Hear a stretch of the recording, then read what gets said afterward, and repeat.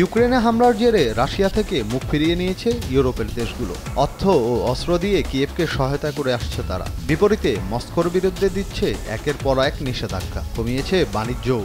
এরপরও রাশিয়াকে অর্থ দিয়ে সহায়তা করে যাচ্ছে পশ্চিমা প্রতিষ্ঠানগুলো, তবে সরাসরি সহায়তা করছে না। রুশ ভূখণ্ডে নিজেদের কার্যক্রম পরিচালনার জেরে দিচ্ছে ট্যাগ, আর এই অর্থ ইউক্রেন লড়াইয়ে ব্যবহার করছে রাশিয়া।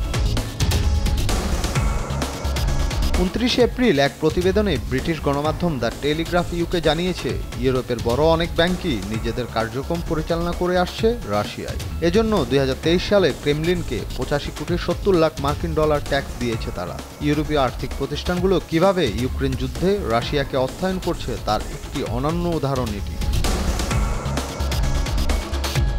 সম্পর্ক খারাপ ও বিভিন্ন নিষেধাজ্ঞা সত্ত্বেও রাশিয়ায় কার্যক্রম চালিয়ে যাচ্ছে ইউরোপের 7 ব্যাংক।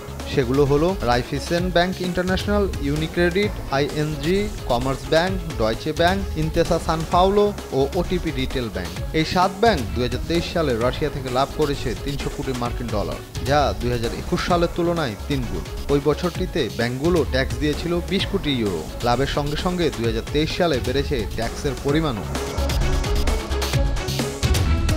ইউক্রেন আগ্রাসন শুরুর পর রাশিয়ায় নিজেদের কার্যক্রম গোটাতে থাকে ইউরোপীয় প্রতিষ্ঠানগুলো। একই সময়ে বিদেশি প্রতিষ্ঠানগুলোর উপর কড়াকড়ি আরোপ করে মস্কো।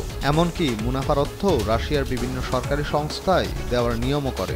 এমনটি না করলে দেশটি থেকে লাভের অর্থ বের করতে পারবে না বিদেশি প্রতিষ্ঠানগুলো। পাশাপাশি নিষেধাজ্ঞার জেরে রাশিয়ার ব্যাংকগুলোকে আর্থিক লেনদেনের ব্যাপারে বার্তা আদান প্রদানকারী আন্তর্জাতিক নেটওয়ার্ক সুইফট থেকেও করা হয় বিচ্ছিন্ন।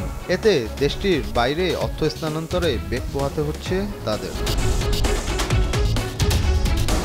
কিয়েভে হামলার পর তেমন ভালো নেই রুশ অর্থনীতি। বর্তমানে দেশটির কেন্দ্রীয় ব্যাংকের নীতি সুদ হার 16%, যা ইউক্রেন আগ্রাসন শুরুর সময়ের থেকে দ্বিগুণ। এতে ব্যাংকগুলোর লাভ বেড়েছে, তবে সেই অর্থ নিজ দেশে নিতে পারছে না বিদেশি ব্যাংকগুলো, কারণ অর্থ স্থানান্তরের জটিল প্রক্রিয়া। এছাড়া অর্থ নিতে প্রয়োজন রুশ প্রেসিডেন্ট ভ্লাদিমির পুতিনের অনুমোদন।